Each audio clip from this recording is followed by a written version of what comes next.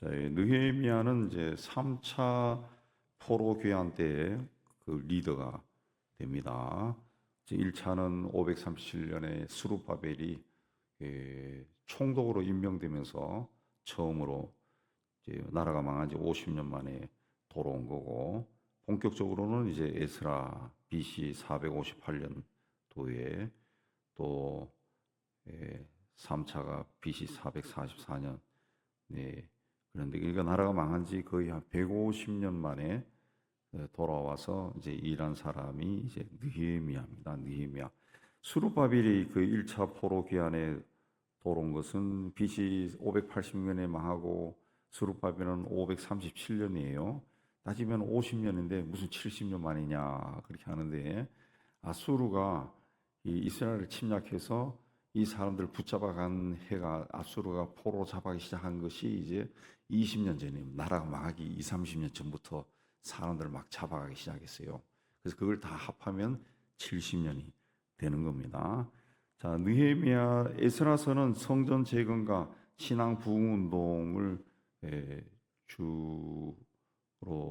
주제로 삼았으면은 느헤미야는 성벽 재건과 정치 사회적인 개혁 운동을 이야기합니다. 느헤미야는 아닥사스당 왕 때 궁궐에 일하던 왕의 술관원이었습니다.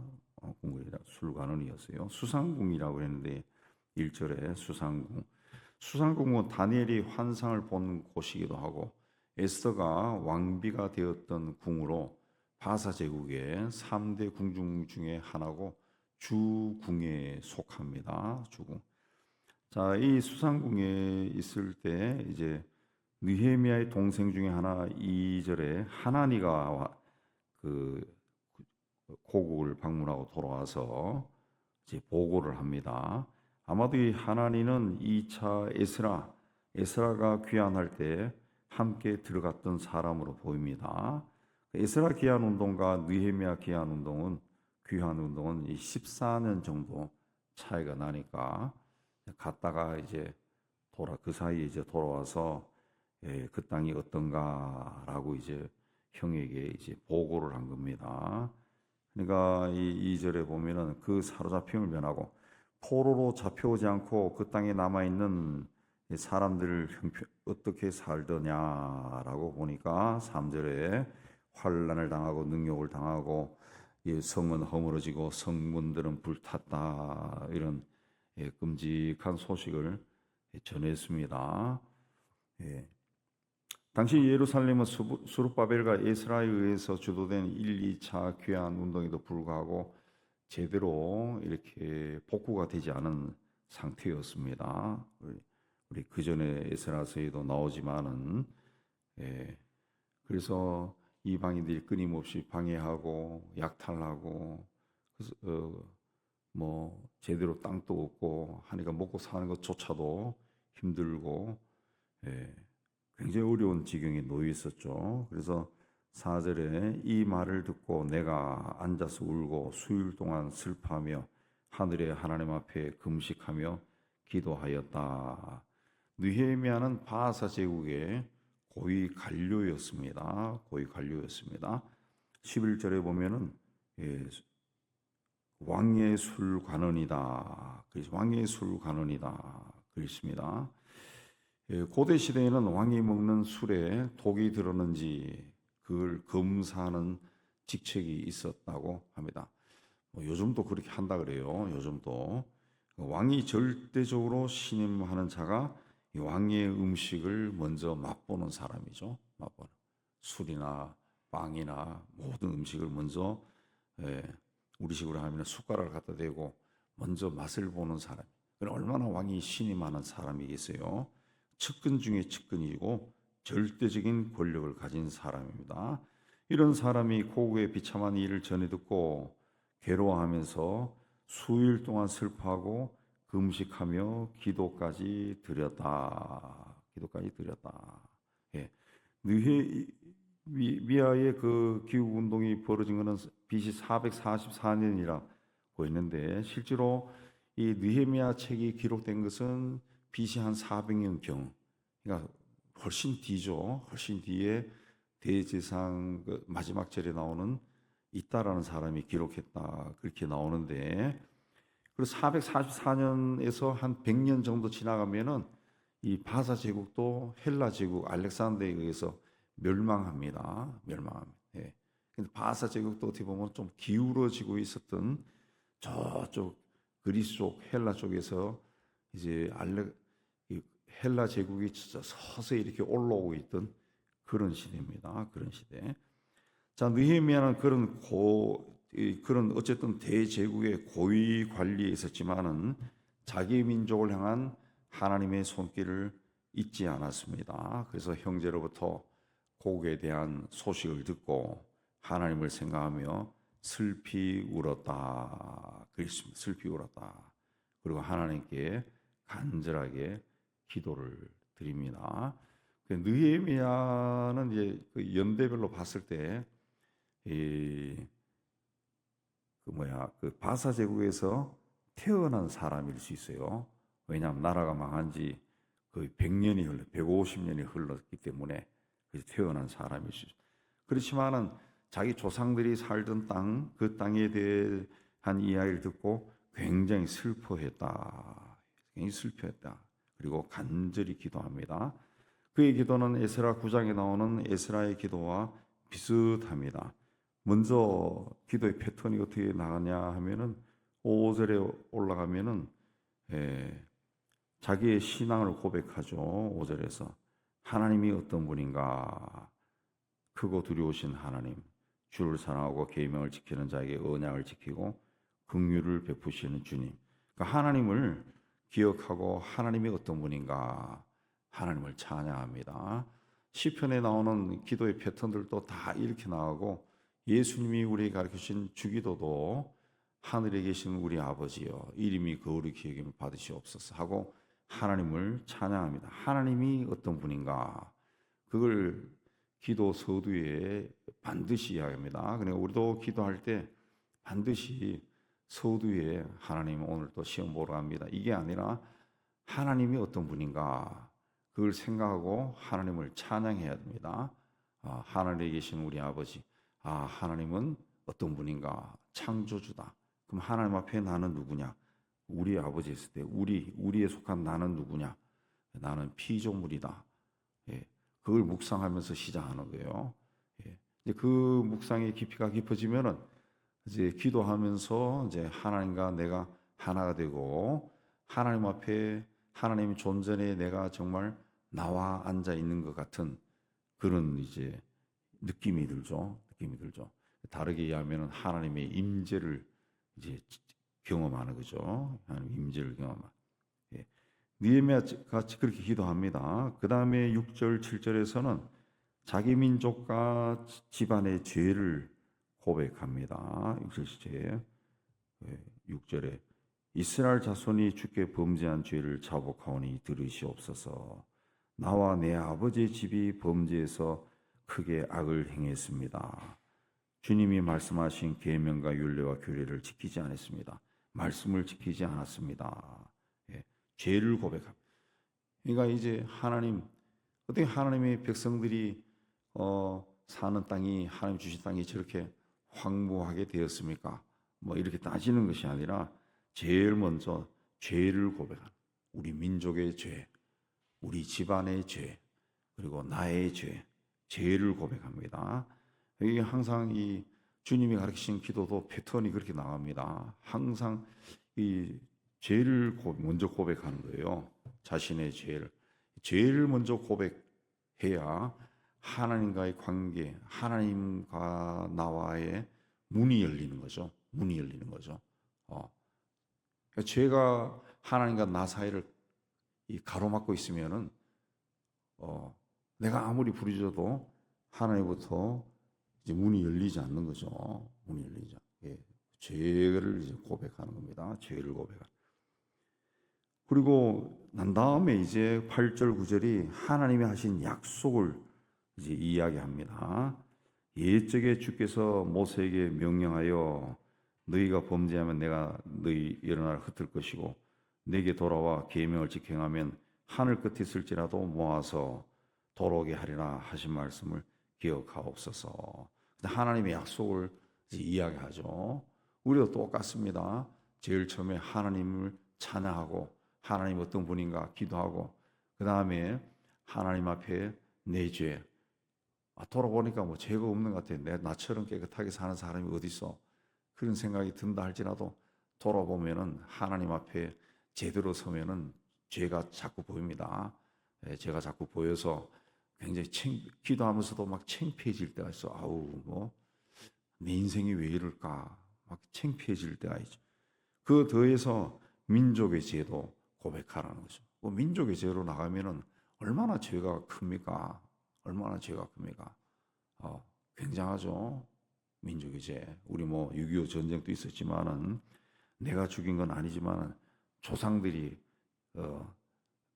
행한 거지만은 여기도 150년 전에 태어난 사람이 그렇게 기도하잖아요. 그러니까 우리 민족의 죄. 전쟁 때 얼마나 많은 사람들이 죽었어요. 죽이고 죽고 서로 막 3년 동안 싸우면서 미움이 극대화되니까 나하고 조금만 틀려도 막 고자질하고 뭐 조상들이 어떻게 살았는지 몰라요. 예. 그런 조상들의 죄도 고백한다. 예. 그러니까 이 한민족의 역사가 오래되었다. 그리고 우리가 이 시대에 산다라고 하는 것은 어떻게 보면은 우리는 생존자의 후손들이잖아요. 생존자. 우리나라에 임진왜란도 있었고 청일전쟁, 뭐 전쟁도 많고 일제 학대도 있고 6.25도 있고 뭐 가난도 있고 뭐 피바람 부는 그런 우리 역사에 얼마나 그런 전란들이 많았어요. 근데 그런 전란 속에서도 살아남은 사람들의 후손이에요, 우리가. 후손. 그러니까 좋게 이야기하면은 좋은 일을 해서 살아남은 사람도 있겠지만은 아주 더티하게 살아남은 자의 후손일 수도 있는 거죠. 예. 전쟁터에서 군인으로 나갔다가 전쟁 안 하고 도망친 그럼 살아야죠. 도망쳐야 살죠. 그리고 뭐 산속 깊이 들어갔던 후손일 수도 있고 뭐 여하튼 그런 얼마나 혼란스럽겠어요. 나라가 망했는데 우리가 나라가 망했는데 왕이 뭐 신유주까지 도망을 갔는데 그러니까 우리 조상들의 죄가 있다. 우리 조상들의 그걸 이제 돌아보면서 회개하는 거죠. 회개하는 겁니다. 그리고 하나님의 약속을 기억하는. 돌아오면은 하나님이 품어준다고 약속했지 않습니까? 그러고 난 다음에 이제 자기 기도를 하는 거예요. 10절, 11절에 이들은 주께서 큰 권능과 강한 손으로 구속하신 주의 종이요 주의 백성입니다. 주님 구하오니 귀를 기울이사 종의 기도와 주의 이름을 경외하는 기뻐하는 종들의 기도를 들으시고 오늘 종이 형통하여 이 사람들 앞에 은혜를 있게 하옵소서라고 이제 점잖하게 이제 표현이 성경이 그렇게 되어 있지만은 그때부터 자기 기도를 막 하기 시작한 겁니다. 하나님은 이런 기도를 기쁘게 들어주십니다. 기뻐하십니다. 그러니까 겸손한 기도죠. 겸손한 기도고 기도 속에서 하나님이 드러나잖아요. 하나님이 드러납니다. 우리는 기도할 때 내가 막 드러나죠. 내가 드러나. 내가 사업했는데 뭘 하는데 내 자식이 내 성공 내 돈 내가 다 드러나. 하나님이 없어요. 기도에. 하나님은 주여 했을 때만 잠깐 나타났다가 사라지는 엑스트라지 주여는 나라고 내 생활이라 내 생활. 그러나 성경에서 가르쳐주는 기도의 패턴은 다 하나님이 앞에 있습니다. 시편도 다 하나님에 대한 고백이죠. 내 간구는 뒤에 조금 나옵니다. 조금 나와요. 왜 그럴까요? 하나님은 우리의 사정을 다 알고 계신다 그랬어요. 우리 생각까지 아신다 그랬어요. 다 아시는 분에게 뭘 시시콜콜이 다 이야기해야 아이고 집에 가다 보니까 아까 기도하면서 잊어버렸어. 그러면 찜찜해. 그럼 집에 가서 다시 더하여 기도합니다 하고 또 더해. 그게 이제 우리의 생각인데 중요한 것은 하나님이 우리의 인생을 다 알고 계신다. 생각까지 다 아신다. 그럼 뭘 기도해야 되겠어요? 하나님 앞에서 하나님을 드러내고 죄를 고백하고 이게 하나님 보시기에 중요한 기도죠. 들으시는 기도죠. 그런 기도를 통해서 하나님 앞에 서는 겁니다. 하나님 앞에 서는 거예요. 자, 하나님의 이 기도의 패턴이 나타나는 걸 보면은 하나님을 믿는 사람들은 개인의 어떤 부귀영화, 개인의 형통함, 번성 이것만을 생각하고 기도해서는 안 된다는 거죠. 진정한 신앙인은 역사 속에서 일하시는 하나님의 손길, 그걸 느낄 수 있어야 됩니다. 요새 이제 사회가 아주 이제 극단적인 대립이 심해지면서 뭐 극우 극자 해서 같이 앉아 대할 때도 니는 이 사람은 어느 표에 속할까 이 신경전을 막 벌이는데 예. 저한테도 이쪽 저쪽에 속한 사람이 막 문자 막 보내고 그래요. 목사님들도. 근데 그 목회자나 그 크리스천들은 그런 논쟁에 들어가는 것이 별로 적합하지 않습니다. 적합하지 않습니다. 예. 피해야 됩니다. 그 말 자체도 서로 뭐 그 평화를 위해서 피하는 것이 아니라 그 자체가 신앙적이지 않다는 거죠. 신앙적이지 않다. 예. 뭐 그런 말도 들었어요. 저 사람은 정말 무슨 그 뭐 자기가 하는 일은 정말 이 화합 운동 그런 걸 하는데 그 말하는 거 들으면 꼭 한쪽에 치우쳐가지고 막 한쪽에 대해서 막 흥분해서 막 말한다. 그런 이야기도 제가 다른 사람들이 하는 이야기를 옆에서 들었어요. 그러니까 그 우리 크리스찬이나 우리 목회자들은 어떤 패거리에 속해서 그쪽 사상을 받아들이면 안 돼요. 우리는 이 역사 속에서 하나님이 지금 뭘 하고 계시는가, 이 사건과 그리고 되어가는 일들을 통해 가지고 하나님이 왜 이렇게 하셨을까? 그걸 자꾸 생각해야 됩니다. 그렇게 하면 이제 역사 속에서 일하시는 하나님의 어떤 하나님의 어떤 손, 그 볼 수 있는 눈이 이제 조금씩 열리기 시작합니다. 일례로 우리 월드컵에 홍명보 감독이 가가지고 왕창 깨지고 들어왔어요. 그런 것도 야 자식 그때 나쁜 놈이네, 돈만 먹고 나쁜 놈이네 하고 흥분해서 가서 공항에 가서 막 엿을 던지고 토마토를 던지고 이게 아니라 왜 하나님이 월드컵에 지게 하셨을까?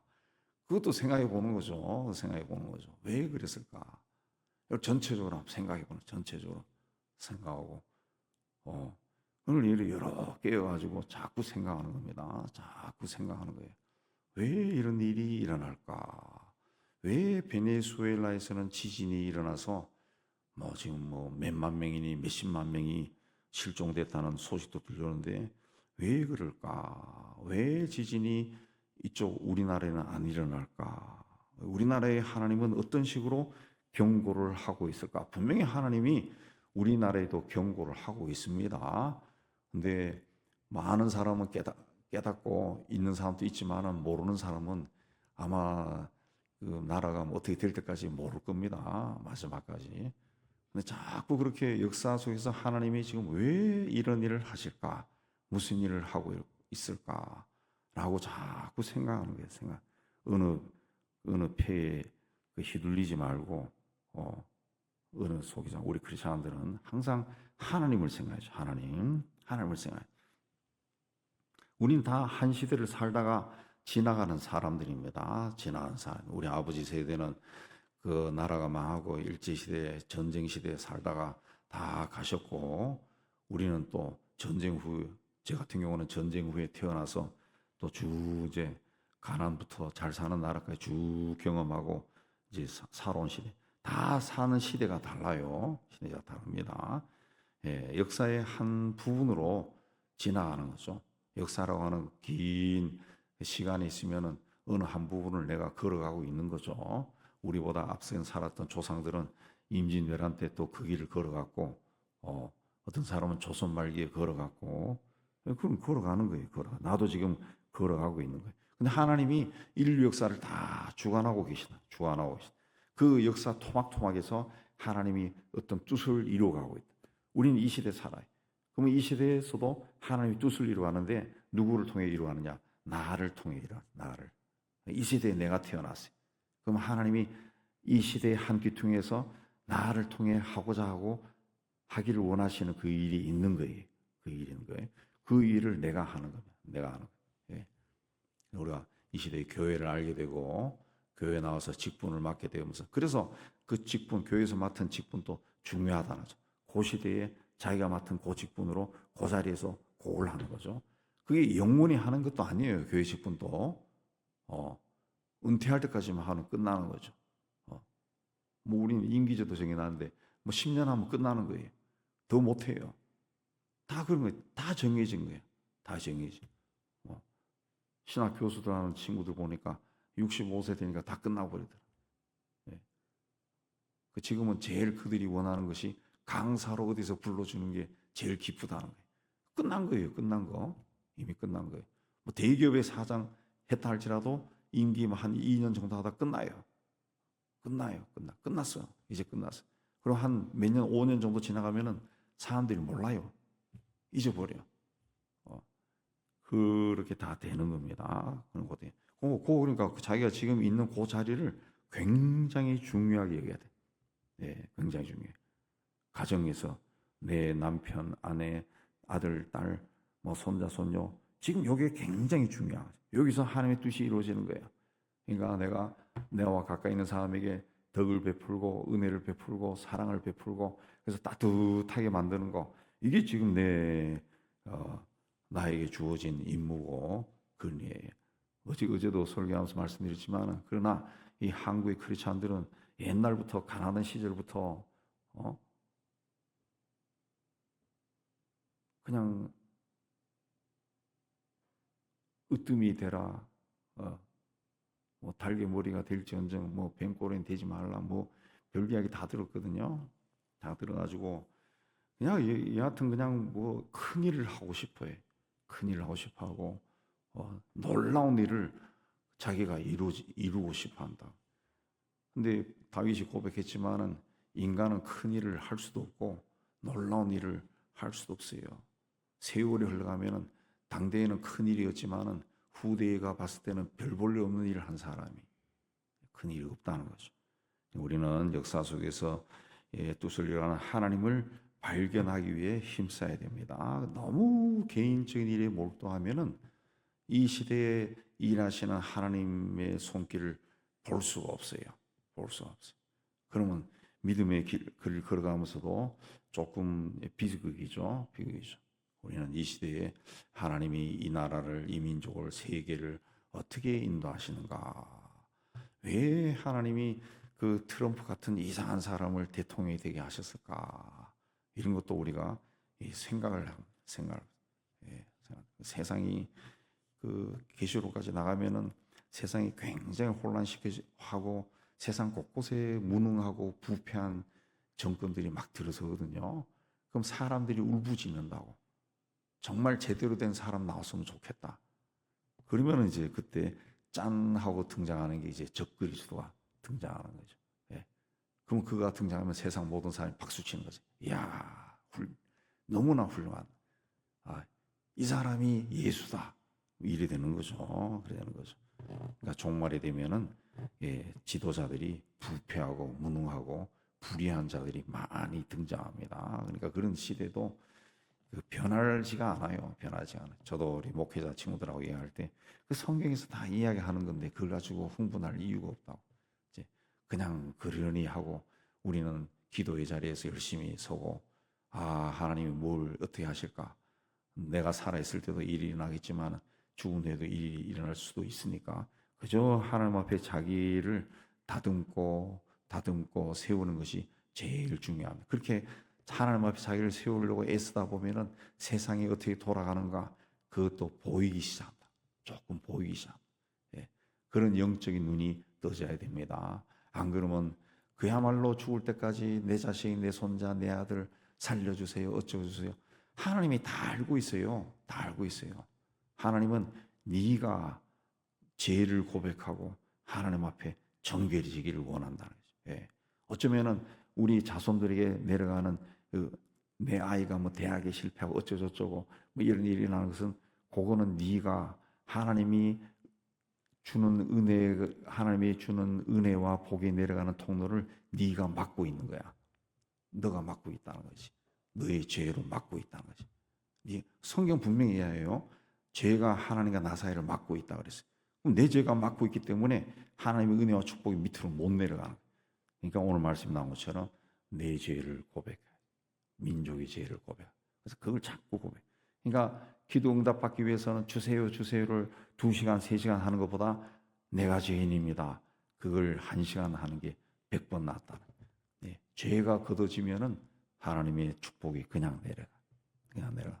예, 오늘 말씀을 통해 가지고 하나님 앞에 내가 어떤 모습으로 서 있는가 자기를 돌아보고 또 이 나라의 민족도 돌아보면서 기도의 자리에 나아가시기를 주의 이름으로 축복합니다.